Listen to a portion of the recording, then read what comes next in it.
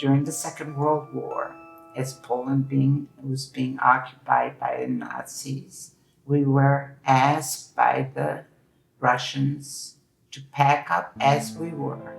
And they took us on a cattle train, packed, just standing room only.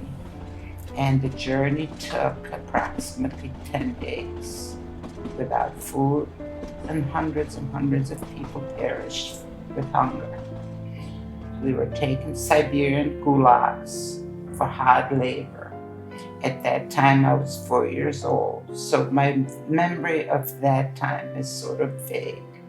We escaped from there, wound up in a refugee camp, and we lived there about a year. When we arrived there, we were all stripped of our clothes. Everybody's hair was cut off because we were covered with lice. My mother was separated from me, and I just remember how afraid I was.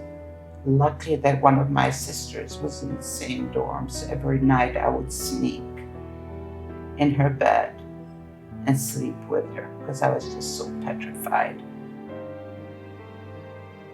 And then from there we moved to Jerusalem, and we were there for almost 4 years. Then we tried to come to the United States, but there were no visas available. But England, Mexico, and Africa were accepting refugees, such as we were.